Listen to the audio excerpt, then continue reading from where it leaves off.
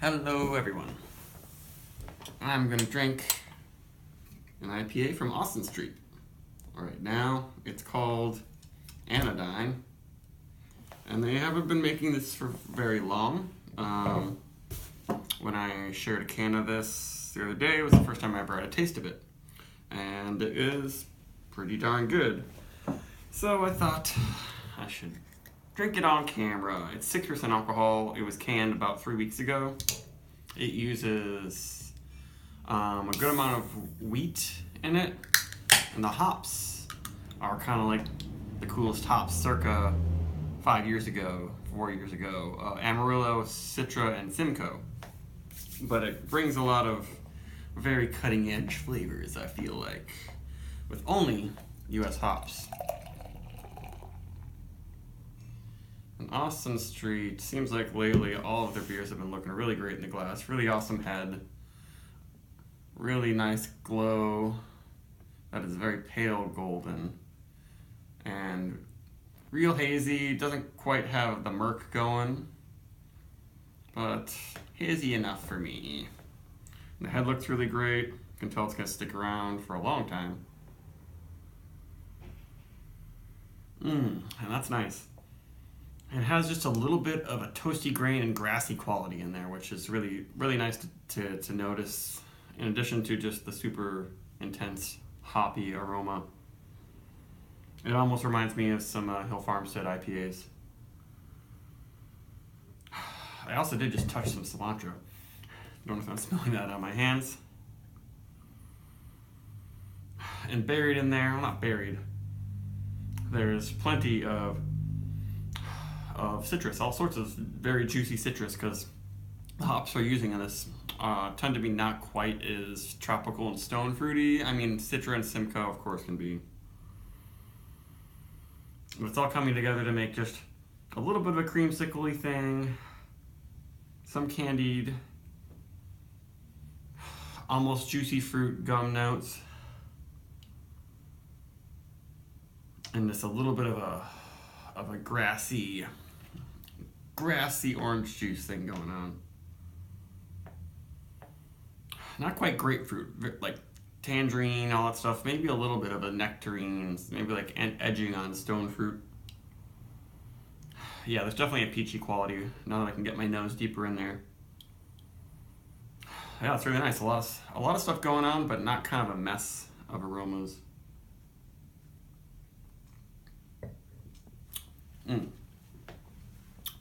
On the tongue at first, it's much grassier.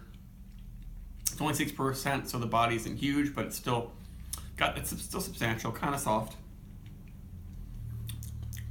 It finishes with a kind of creamsicle flavor as the grassiness kind of fades away.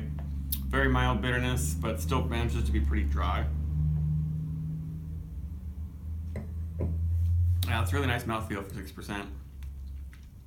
It almost reminds me of, some old batches of pseudo-sue or like the pseudo-sue variant a bit. Now they've kind of amped up pseudo-sue, and it's not always my favorite, but this one is really, really nice. Yeah, that's a good mouthfeel for 6%. They packed it all in. I guess it's not a huge juice bomb. It's not super dank. It just has a fresh hop grassiness to it. It's almost equal with the citrusy qualities. And I'm thinking that it might be a combination of the Simcoe and the Amarillo that are really bringing these green notes, but they're not your normal green notes. It's not that piney. It's not oniony. It doesn't have a generic dank quality. It's not mentholy. That's something that often can turn me off in beers if it's too mentholy. This has a nice fresh grassiness that I enjoy. I mean, I've had plenty of IPAs that were like all grass, all onion, all scallion. This one is not that. Has a good amount of green versus fruit, and the green is not taken over. it's kind of keeping it more refreshing. Like I do have a drying sensation in my mouth right now that is making it very, very drinkable, damn near refreshing.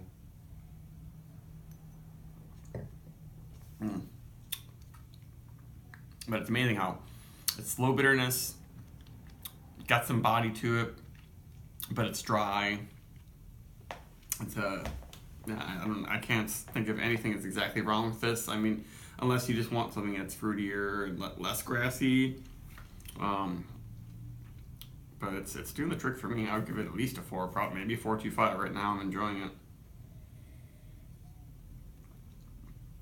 And I guess it has that, yeah, I think it's the Amarillo that's bringing this super grassy green quality. It's the myrcene. Amarillo has like some of the highest amounts of myrcene oil, which is that characteristic green, fresh hop bite. I think that's what's adding that grassy quality to this. But it's not off-putting to me. I would highly recommend giving this one a try. They do a lot of things at only 6%. A lot of other breweries would probably call this just a pale ale, because now it seems like IPA is just creeping up and up and up and up, and now breweries are like saying like all their hoppy beers under 7 they're calling pale ales. I wonder if it's just to get higher ratings or something, or have people be more impressed with something. Oh, this is just a pale ale? Oh, this is really good. It's almost like an IPA. Well, the difference between them is super subjective, and it makes sense to me as an IPA, except that it kind of lacks the bitterness, but it's a New England IPA. Excuse me. And it's good. Stop rambling. So, yeah, somewhere between 4.25. Bye-bye.